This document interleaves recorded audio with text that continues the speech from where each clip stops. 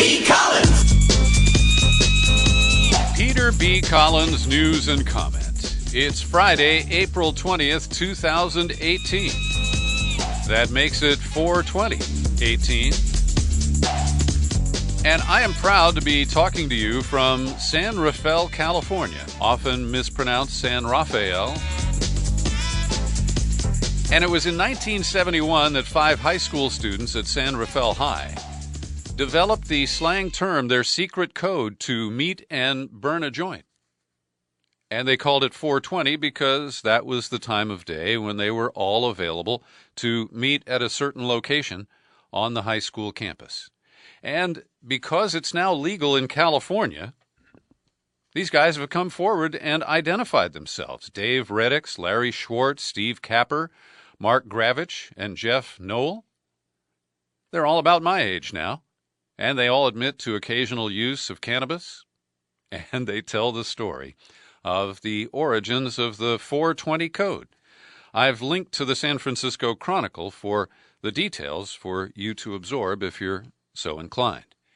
Meanwhile, Chuck Schumer, with an eye on the calendar and secure in the knowledge that introducing legislation to decriminalize marijuana at the federal level has absolutely no chance of passage in the foreseeable future. Well, Chump. That was a faux pas. Chuck Schumer. Yes, he is a chump, and he's all over it. Now, before we dive into the details, and I certainly don't oppose this, but there is no chance that it can pass and that Trump would sign it in the current overheated climate. And this reminds me of how Republicans, when they were in the minority, they could securely attack Obama as a deficit guy who's just running up the federal debt and ruining our nation and leaving our children with a country that's in shambles. And now, of course, that they're in power, the Republicans have rolled up the debt even further with trillion-dollar annual deficits and tax cuts based on borrowing. And while the Democrats did evolve on marriage equality, keep in mind that Barack Obama didn't evolve until it was extremely safe, and the courts had taken care of it for him. And Chuck Schumer, of course, doesn't mention that during the 8 years of the Obama presidency, at any moment, Obama could have signed an executive order rescheduling marijuana down from Class 1 under the Drug Enforcement Act. But he didn't. And now, as I say, since there isn't a prayer that this could pass any time before 2020, unless, of course, there are major changes in the occupants of certain offices, well, Chuck Schumer has the luxury of saying that he is announcing a plan to decriminalize marijuana at the federal level and essentially leave it up to states. And it would have a beneficial effect in reducing some of the people that Obama didn't commute the sentences of who are still in federal prison behind marijuana charges. And it also could lead to a lifting of the problems with banking. In states where legal weed or even medical weed is available, those who grow it and sell it have to deal entirely in cash. They don't have access to the bank systems. And under federal law, too, the IRS doesn't allow any deductions against the income. You pay tax on every dollar. You don't get to offset your profits with the expenses. So it's grossly unfair. It needs to be addressed. But this is a pure political posturing moment for Chuck Schumer and the Democratic Party. And look, here's another one. The Democratic National Committee filed a lawsuit in federal court alleging that the organization was the victim of a conspiracy by Russian officials, the Trump campaign, and WikiLeaks to damage Hillary Clinton's presidential run. The 66-page lawsuit filed in federal court in New York assembles the publicly known facts of the investigation into Russia's election meddling to accuse Trump and associates of illegally working with Russian intelligence agents to interfere with the outcome of the election. And the Democrats accused the Trump campaign of being a racketeering enterprise that worked with the Russians and WikiLeaks in a conspiracy that including hacking email servers at the DNC and leaking damaging information to the public. Now, where the hell have they been? If you've listened to our latest interview with Greg Palast, who was here earlier this week, you heard him say that in Michigan, when Jill Stein and the Green Party forced an examination of the ballots that had been cast, the discovery of 75,000 ballots in Detroit and in Flint, where there was no vote registered for president, and in the court proceedings, when the judge asked a lawyer for the Democratic National Committee and the Clinton campaign if they wanted to pursue any challenges to the vote count in Michigan, where Trump was declared the winner by less than 11,000 votes. And they sat there and did nothing. And I've recapped this for you before. All right? The day after the election, Obama could have declassified any information to prove this claim of Russian meddling. They could have challenged the election results in critical states like Michigan, like Pennsylvania, like Wisconsin. But they didn't lift a finger. They didn't use the process at the Electoral College where there were electors begging to be released from their binding vote so that they could challenge the votes for Trump. And then there was the certification in the Senate on the first Friday in January where nobody piped up and said, I think this election was rigged by Americans. So this is pure political fodder. The defendants in the lawsuit are WikiLeaks, Trump for president, Julian Assange, Trump Jr., Paul Manafort, Roger Stone, Jared Kushner, George Papadopoulos. And this is pure political theater. Here's another one with Republican fingerprints on it. Federal prosecutors are examining whether they have sufficient evidence to open a criminal investigation into Andy McCabe, the former number 2 at the FBI, the guy who they engineered out of his pension by firing him 2 days before he was eligible. And yes, it does appear based on the Inspector General's report that Andy McCabe violated rules, leaked, and he lied about it. Is he the only one? And is this prosecution non-political? I wouldn't say so. Now here's another political move, and I want to thank our friend Ray McGovern, because he published this story yesterday at consortiumnews.com, noting that the corporate media has been silent after Wednesday's move by 11 House Republicans to make a criminal referral of Hillary Clinton, James Comey, former Attorney General Loretta Lynch, former acting FBI Director Andrew McCabe, FBI agent Peter Strzok, FBI counsel Lisa Page, and those who the DOJ and FBI connected to the work on the Steele dossier. Now, Ray seems to think there is more substance to this than I do, but fair play is fair play. There are issues to be investigated about collusion among Democrats during the 2016 election. Loretta Lynch and her meeting with Bill Clinton, the relationship between the FBI and the Clinton campaign with the various, she's innocent, we're investigating more, oh, we didn't find anything. And so politics will dictate that this is more theater than legal substance. But it deserves to be reported. And on that front, I fully agree with my friend Ray McGovern, the former CIA analyst. And he writes, none of the leaking, unmasking, surveillance, opposition research, or other activities directed against the Trump campaign can be properly understood if one does not bear in mind that it was considered a sure thing that Clinton would become president, at which point illegal and extra-legal activities undertaken to help her win would garner praise, not prison. These activities were hardly considered high risk because candidate Clinton was sure to win. And we've heard Comey say that he thought Clinton was going to win and he didn't want her to be undermined by the sense that the FBI had shown favoritism to her. And I don't know about you, but I'm suffering from extreme Comey fatigue. I mean, it started Sunday night with a Stephanopoulos thing, and it hasn't stopped. And now his book tour, mega media blitz is being overshadowed by the release of memos written by James Comey. These are the memos that he wrote after his uncomfortable meetings with Trump. And they tell us a lot about Trump, and they tell us a few things about Comey, too. We learn that Trump had told Comey that he thought Mike Flynn had serious judgment issues, and then he went on to ask Comey to go easy on him, to let him go.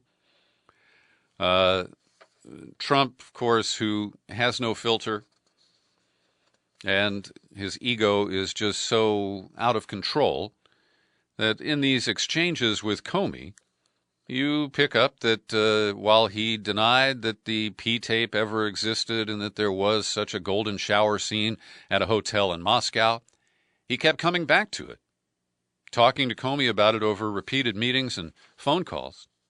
And it showed it was clearly on his mind. He appears to have a guilty conscience about that. And so, the whole thing about Comey is, as you know, I don't consider him a saint, and he is being attacked from really all quarters right now because he's set himself up for this. And some of it also shows just what a government fixture Comey became. Because the one thing where he really tried to pander to Trump was to say, yeah, I want to go after those leakers. He said, I want to nail one to the door. And then he said, well, it's a little tough with journalists, and that damn First Amendment thing.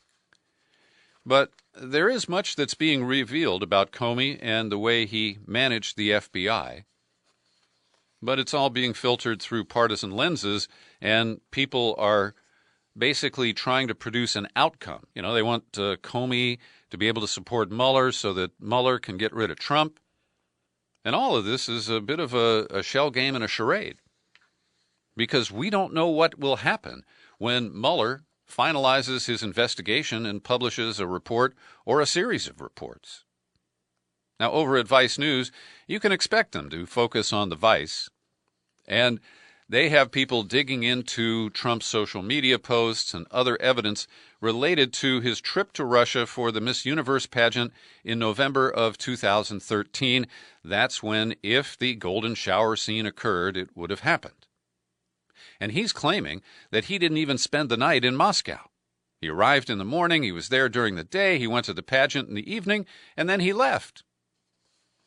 Not so, says Vice, because there are various social media posts that shows he arrived in Moscow during the daytime on Friday, November 8th, and he returned to New York sometime on Sunday, November 10th. But hey, we're used to the lies and knowing that they are lies. Well, Trump scoured the nation looking for a scumbag lawyer who was willing to take on his legal problems. And he found him. One of the guys who was an honorary chair or some kind of chair of his election campaign, Rudy Giuliani. Mr. 9/11, the former outsized mayor of New York, failed presidential candidate, and a slimy guy all the way around. And he claims that within a few weeks, he is so powerful, effective, influential, well-connected, that his good friend, Bob Mueller, is going to stop investigating his other good friend, Donnie Trump. Now, I find this ludicrous. But Giuliani has been ludicrous before. Monday will appear to be the final vote in the Senate Foreign Relations Committee for the nomination of Mike Pompeo to shift from CIA director to Secretary of State. And there's been a defection among the Democrats. Heidi Heitkamp, barely a Democrat, she's from North Dakota, and she basically traded her re-election prospects in November for a vote for Mike Pompeo. Because Trump won her state of North Dakota in 2016, she fears that if she doesn't toe the president's line, that voters will eject her. And Heidi, you've got no spine, you've got no balls. Because this shows that you're willing to sell out to hold on to your Senate seat. And while this won't affect the committee vote, because Rand Paul has already committed a vote against Pompeo, there are 11 Republicans and 10 Democrats on the committee. We believe all 10 Democrats will vote against Pompeo. That doesn't block the nomination from moving to the floor, but there has never been a Secretary of State nominee rejected by the Senate for confirmation since, I believe, World War II, if not far longer. And so this is going to be very interesting. And Monday night, we may find out. Of course, the full Senate won't vote on Monday night. The committee will, but it probably will happen sometime next week. I've said a lot of mean things about Mick Mulvaney. He's the budget director, and he has a part-time job dismantling the Consumer Financial Protection Bureau. But he hasn't managed to neuter it entirely, because it is that agency that has announced today a $1 billion punishment for Wells Fargo, the bank that was signing up customers for phantom accounts, bogus accounts, insurance that they didn't ask for, and their marketing team just went amok. And I will disclose that I bank at Wells Fargo, and I own a few shares in the bank. And I think this is the right move. They deserve to be punished, and not only that, these big banks should be broken up. And that's what Mulvaney will not do. But it is, I think, significant that the Trump administration is issuing a $1 billion penalty to a big corporation like Wells Fargo. Well, as I've been telling you, my birthday is tomorrow, April 21st. Earth Day is Sunday. And the combination of Earth Day and my birthday have led me to a birthday subscription drive, urging you, if you're not currently a subscriber, to become one. And I want to thank Carla Mahoney, who's an existing subscriber. She and her pup Ozzy took out a fresh subscription yesterday. Thank you, Carla. And that means I need another 15 to 18 people to fulfill my birthday wish. Will you step forward? I hope so. Come on over to peterbcollins.com. You'll see the menu tab. Click on it, and then click on Become a Subscriber. You land on the sign-up page. The options are clear. $5, $10, $20 a month, the $50 annual subscription. And if you don't like PayPal, I understand a lot of people are allergic to it. All you got to do is communicate with me by the U.S. mail. My post office box is 150-660, San Rafael, California, 94915. That's box 150-660, San Rafael, 94915. Well, over the Justice Department, you can't imagine they have much bandwidth for other things besides Trump and Russia and Comey and the special counsel. But we're told that Rod Rosenstein and other civil rights prosecutors are really having a debate because the civil rights team have recommended federal charges against the New York cop accused of choking Eric Garner to death. That would be the cop Daniel Pantaleo. And if I had to predict, I'd say that Jeff Sessions is not going to allow a federal prosecution of the cop who killed Eric Garner. Today, I've got two powerful interviews that are somewhat related. One is being released at peterbcollins.com, the other at whowhatwhy.org. On my website, you'll hear a brand new interview recorded this morning with the two public defenders who represented the man accused of killing Kate Steinle on the waterfront here in San Francisco on July 1st of 2015. It occurred just a week or two after Trump had descended the escalator with his immigrant-bashing campaign theme. And he demagogued the Kate Steinle murder. He didn't bother to learn anything about the suspect in the case, whose name is Garcia Zarate. And the public defenders won a full acquittal, except for a minor charge about possession of a gun, which is still being litigated. And in my conversation with the two public defenders, Francisco Ugarte and the chief public defender, Matt Gonzalez, Gonzalez outlined just one of the many aspects that made this a very unfair trial for his client. I think it's important to say, a lot of people, because Garcia Zarate was acquitted of the major counts, they celebrate this as an example of how you can get a fair trial in the United States. Garcia Zarate did not get a fair trial. There were a lot of things, a lot of judicial rulings in this case that were grossly unfair to him, and attempts to assist the prosecution unfairly. Give a couple of examples, please. I'm going to. I would say, first off, we were on the eve of trial. There had always been this effort to suggest Garcia Zarate was the burglar.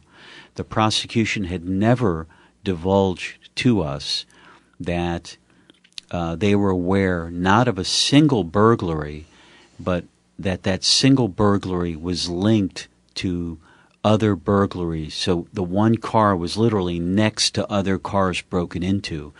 Stolen items from the Bureau of Land Management car were discovered at the adjacent car where other things were stolen.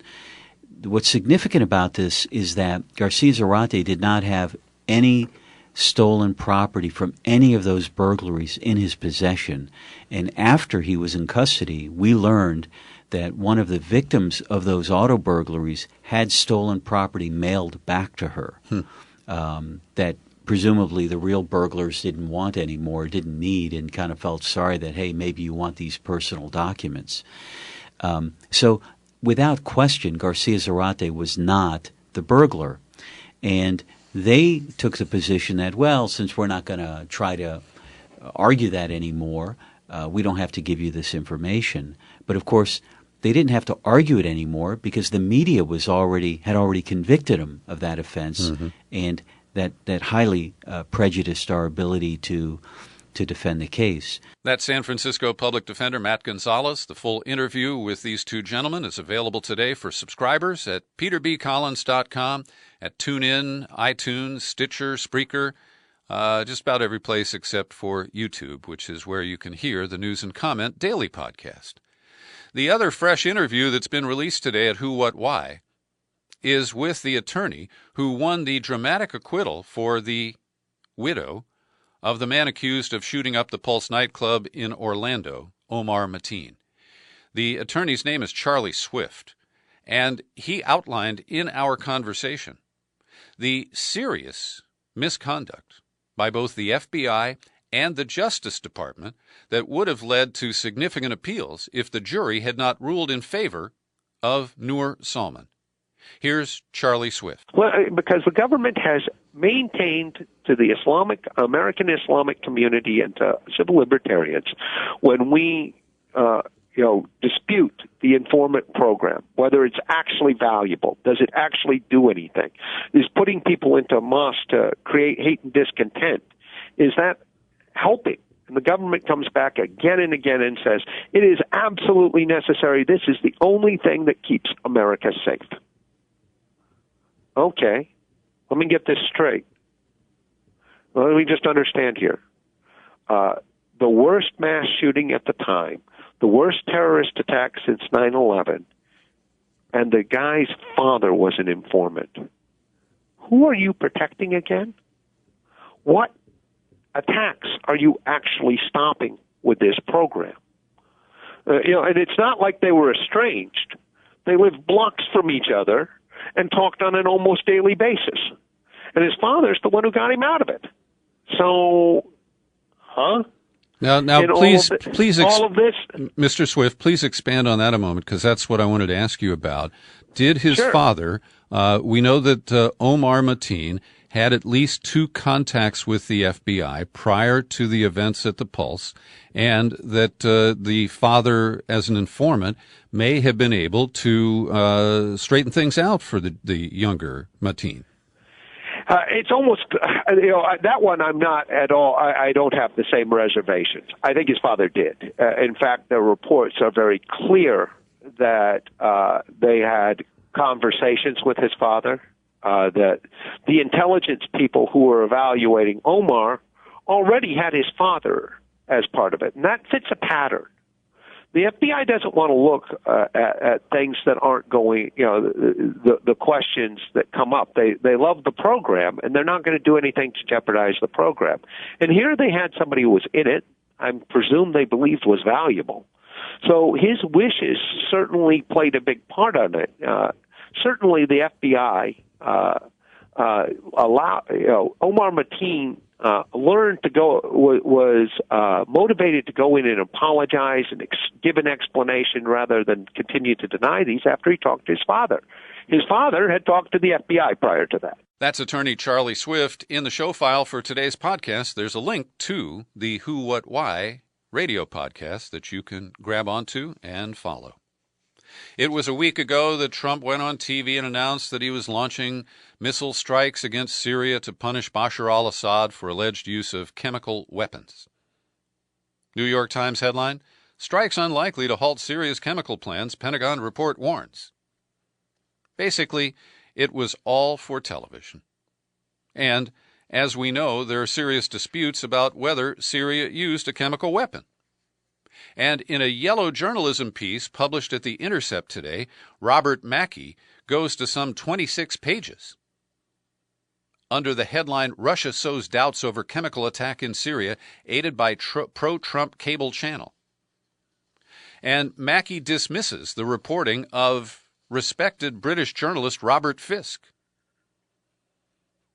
Lumping him together, still critics of Western military intervention seized on credulous reports from the British writer Robert Fisk, the French news agency France Presse, and Pearson Sharp of One America News, which is a San Diego cable channel known for its full-throated backing of Donald Trump and its hiring of alt-right conspiracy theorists. Now, I don't know this guy Pearson Sharp, and I've spent maybe a total of 4 hours watching the One America network. It is bizarre. They try to be fair and balanced and not too foxy as they promote the Trump line.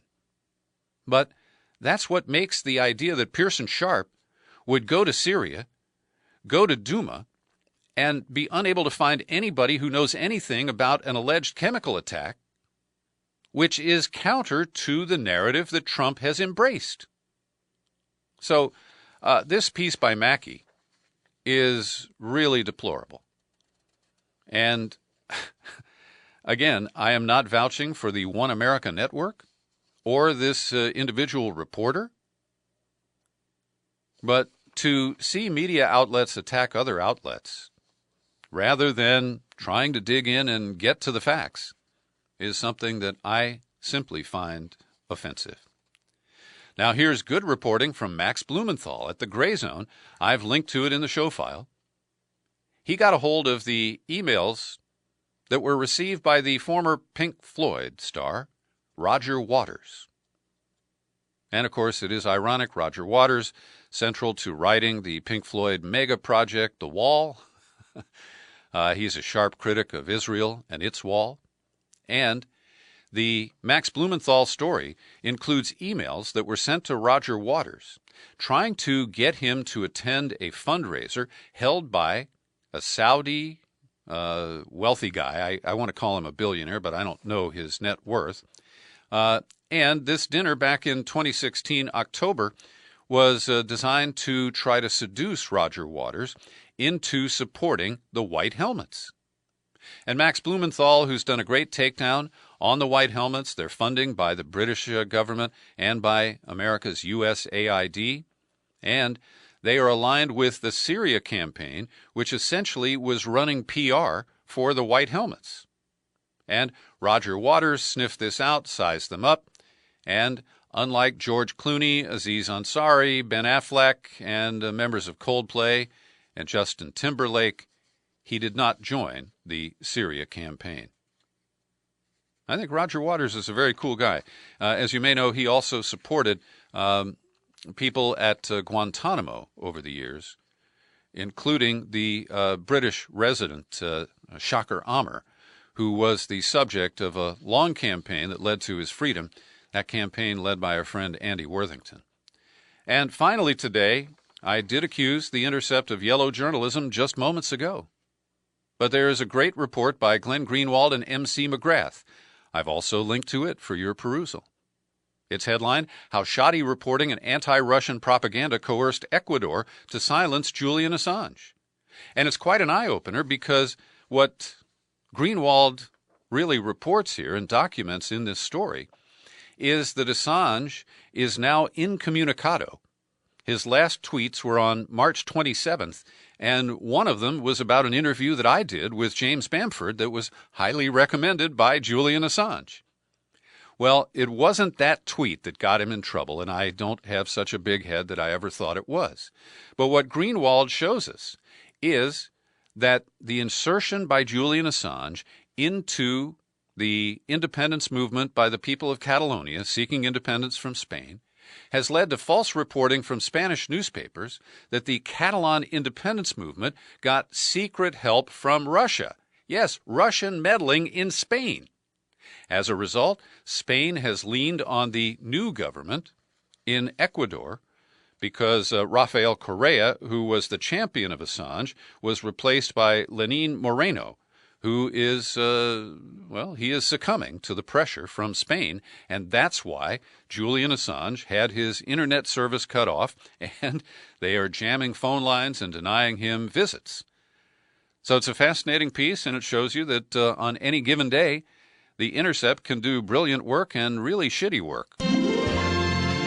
Thanks for joining me for this News and Comment podcast. I'm 50-50 about Monday. I may take a long birthday weekend. Find out.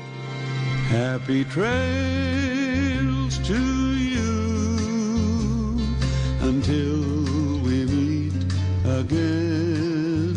Happy trails to